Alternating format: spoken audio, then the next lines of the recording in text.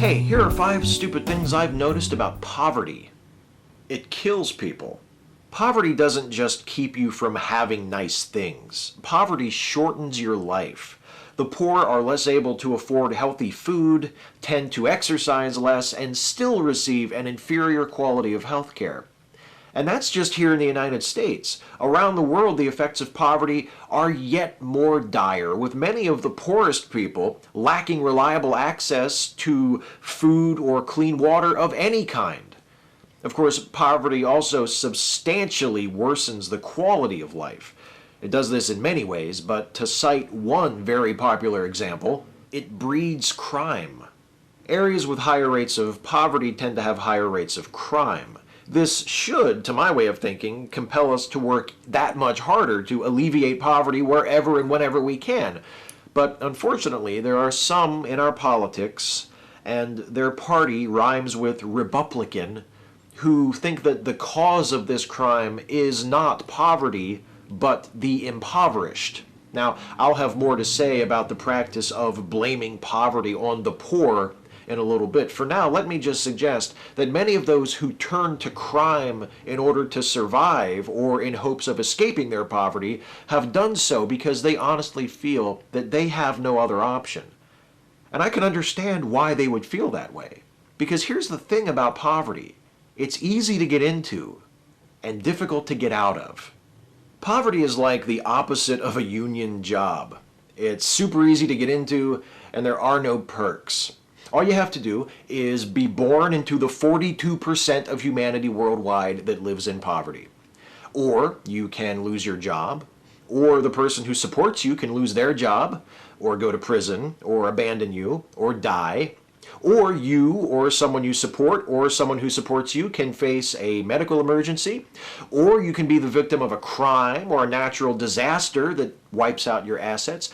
There are so many ways into poverty and so very few ways out of it.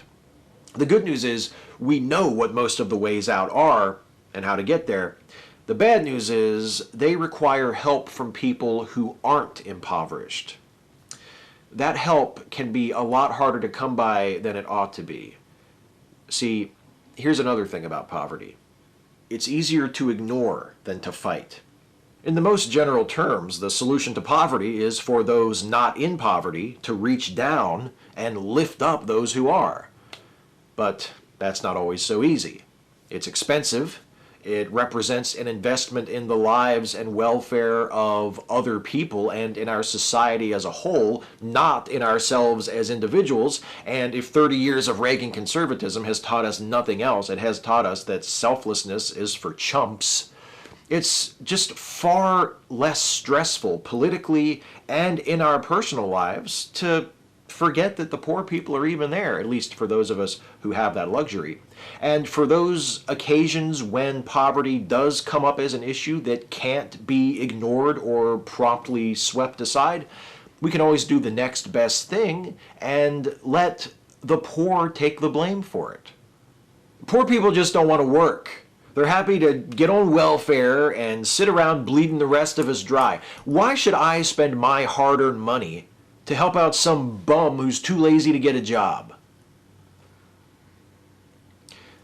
The most shocking thing about what I just said is that those sentiments are shared not only by the folks who take their marching orders from the ignorant assholes on right-wing talk radio, but also by our elected officials. Open, unabashed denigration, demonization, and shaming of the poor is not only acceptable in American politics, it's profitable.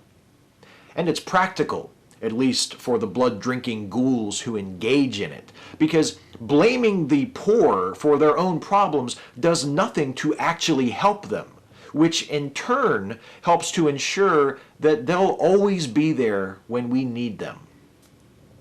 The hardest part is only picking 5. Catch you next time.